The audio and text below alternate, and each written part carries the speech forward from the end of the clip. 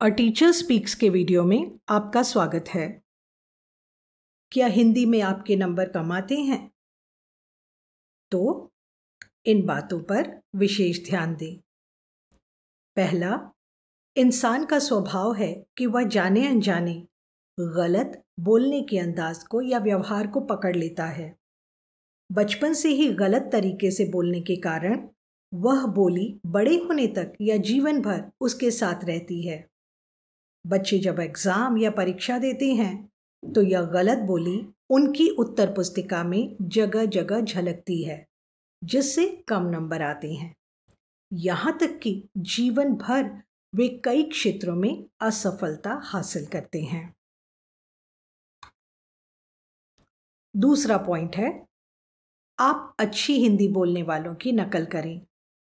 आप अपने साथी, शिक्षक, पसंदीदा कलाकार, समाचार बोलने या पढ़ने वाले लोगों के बोलने के ढंग को अपनाएं।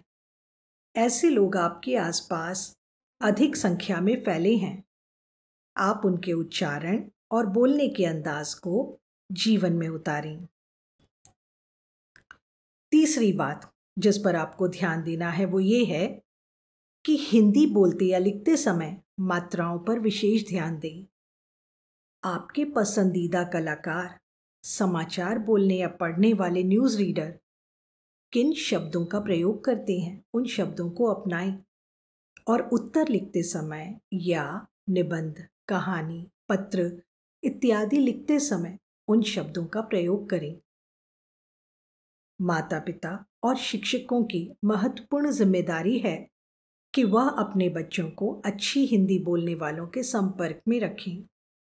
बचपन में जो छाप पड़ जाती है वह बड़े होने तक अमिट रहती है। शिक्षक और अभिभावक अपने बच्चों द्वारा लिखे गए उत्तरों को चेक करें। उनकी गलतियों को बचपन से सुधारें। आप देखेंगे कि आपके बच्चे भाषा कौशल्य में मजबूत हो चुके हैं। मैं भी एक टीचर रही हूँ, तो मैंने हमेशा अपने ये जो शिक्षण क्षेत्र में बच्चों को उत्तर लिखने के लिए प्रोत्साहित किया है और हमेशा उन बच्चों से कहती थी कि अपने लिखे हुए उत्तर अपने नाम के लिफाफे में डालकर मुझे दे दो। अपना नाम लिखा हुआ एक एनवलप या लिफाफा, उसमें वो बच्चे अपने लिखे हुए छोटे छोटे उत्तर या निबंध या कहानी लिखकर मुझे दे देते थे।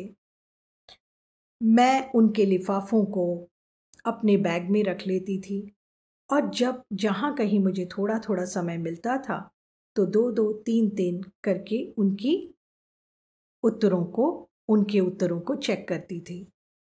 इससे मुझे भी एक संतुष्टि होती थी कि मैंने बच्चों के लेखन से न्याय किया है और बच्चों में भी एक मजबूती की भावना आ जाती थी। तो हम टीचर और अभिभावक होकर अपनी जिम्मेदारी को बखूबी निभाएं। धन्यवाद। एक बात और मुझे कहनी है यहाँ पर कि आजकल एडोबे एक्रोबैट रीडर से हम मोबाइल और कंप्यूटर पर भी चेकिंग कर सकते हैं।